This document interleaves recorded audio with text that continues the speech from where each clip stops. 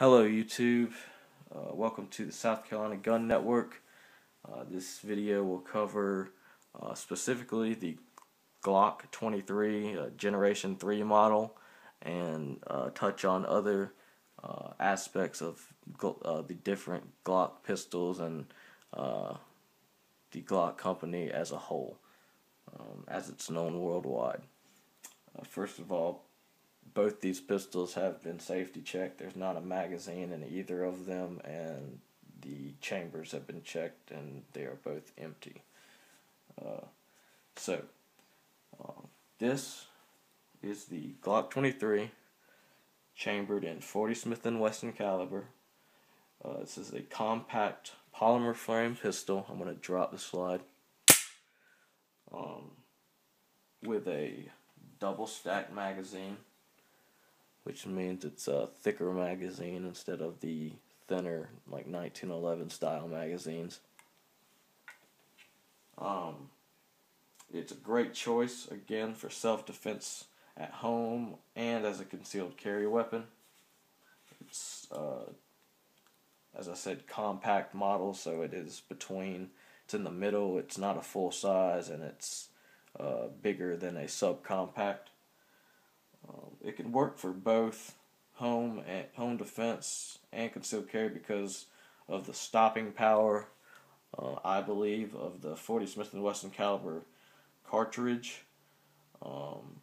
It could work as a simple home defense firearm, but I see it as more of a carry pistol. It's my primary carry weapon of choice, as I use a 45 caliber 1911 and a 12 gauge Remington 870 tactical for home defense. But not everyone is comfortable or capable of firing a large round like a 45 ACP or 12 gauge accurately, or they just own one gun for protection that stays locked in the top shelf of the closet. This is where you'll see single gun owners keep a 38 special, maybe a 9mm, hidden away for emergencies. Glock has a pistol for most calibers on the market, including the 9mm. Their 9mm models would be the full-size Glock 17, which I do not have on me at the moment, but good information on that is they released a Glock 17 25th anniversary edition for all you Glock lovers out there, such as myself. It's nice. It's an $800 package. It comes with the full-size Glock 17 and 9mm with some Glock memorabilia, and on the grip, on the side of the grip, it's got a silver medallion with the 25th anniversary logo. Very nice looking pistol. Probably going to be worth a lot in about 100 years maybe. Anyway, the full-size Glock 17 and compact Glock 19, which is the same gun as this, the Glock 23. It just is chambered in a different round, 9mm. So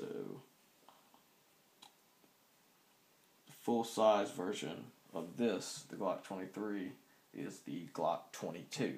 So you have the 9mm Glocks. The full size is the Glock 17, and the compact size is the Glock 19. And then you go up to the 40 Smith & Wesson caliber, and the full size is the Glock 22. The compact size is the Glock 23. They even make baby Glocks, like the subcompact models. This is just the 27 and the 36, and those can come in 45 up to 45 calibers. So I mean, you've got options. Also, 45 calibers. Speaking of, the full-size Glock that is in 45 ACP, it would be this right here, which is the Glock 21. I'm going to drop the slide on this as well. I keep this at home for home defense mainly because of the 45 caliber stopping power. I have a Glock light attached to it that would temporarily disorient an intruder for you to get clean shots first, or to hopefully just to scare the intruder away. This one I have not added any extras to. It's got the stock sights that the Glocks come with, which are nice anyway. And besides the light, I've added also obviously the light. But I've kept the polymer guide spring rod and all the internals the same. This is another Gen 3.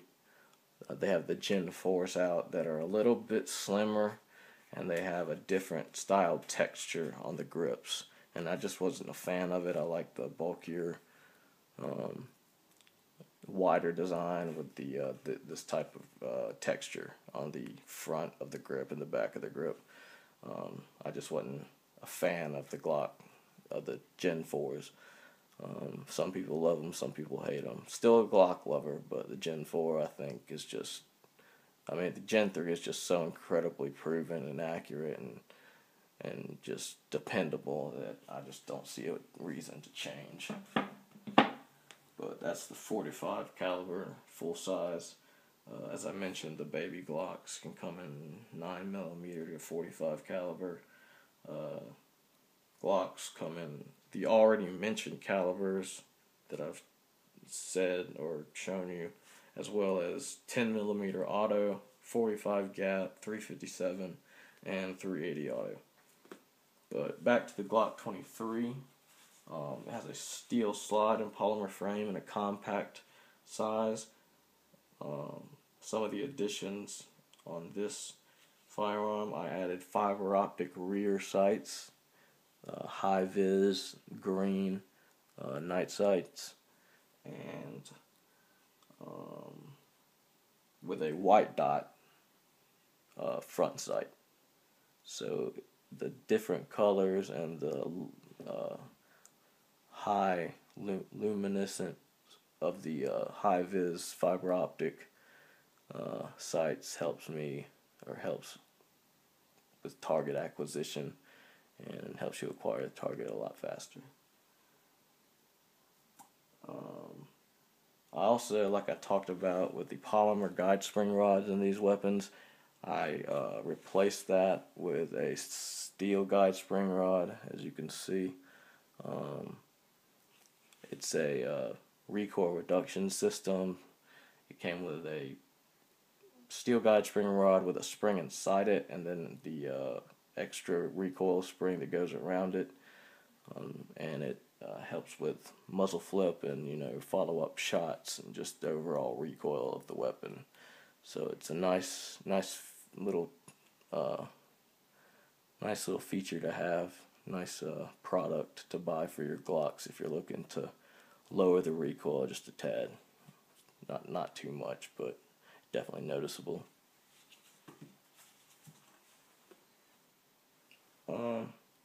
I forgot to talk about the one thing that Glocks do annoy me about is the gaping hole they leave in the back of the magazine. It's there, I guess, to collect dust. When you put the magazine in, the magazine doesn't cover it, so they sell this thing called a slug plug that you can plug it up with, keep dust out, and it helps in feeding the magazine into the magazine well. See, if you miss it like into the rear, it'll kind of guide it into the magazine well. But that's pretty much all it's useful for, so it's a cheap accessory. Glocks are known worldwide for their reliability and ruggedness, accuracy, and easy operation. They run wet, dry, dirty, kind of clean, somewhat clean, upside down, and right side up. You don't have to maintain this weapon or baby it as much as you would like certain firearm systems or certain weapon systems out there. Certain ones you have to keep soaking wet for them to cycle and work. This is not the case with this. You'll rarely have a malfunction. You'll rarely have a failure to feed or a jam or failure to eject.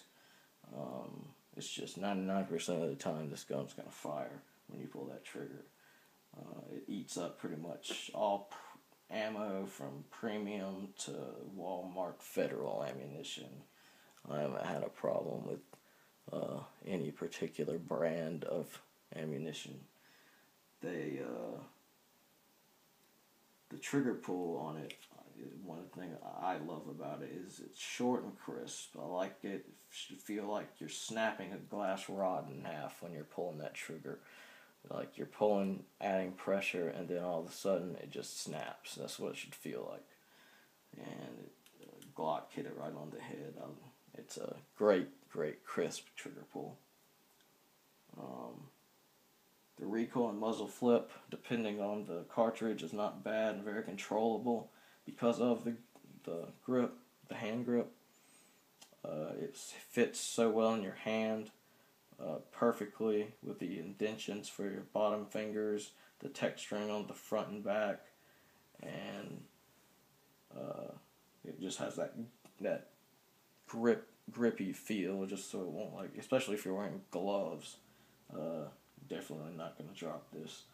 I put a couple of pieces of grip tape on the frame up where I have my thumbs and forefinger, and to give it a perfect feel. It kind of gives me a reference point when I put my hands back on the gun. The gun also allows you to get the dominant hand up on the grip as much as possible without putting your hand in the path of the slide.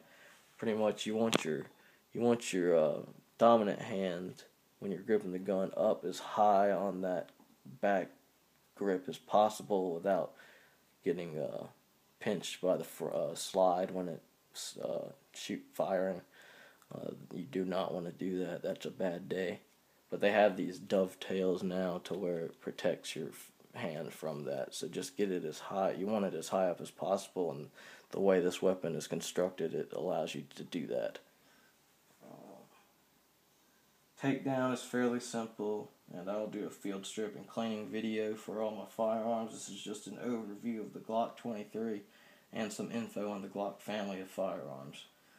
My personal favorite, I'm a Glock guy, but I do love quality firearms, so all you SIG guys and XD people out there, I respect what each company has done and what they continue to do for the firearms community, making incredible quality products that save lives every day. This is what this gun does. It saved my ass on a couple of occasions, and that's what firearms and concealed carry weapons are supposed to do. They're supposed to save lives, and they've saved plenty and saved many, and just a great weapon and a great tool for our usage. This is the South Carolina Gun Network, and we are signing off.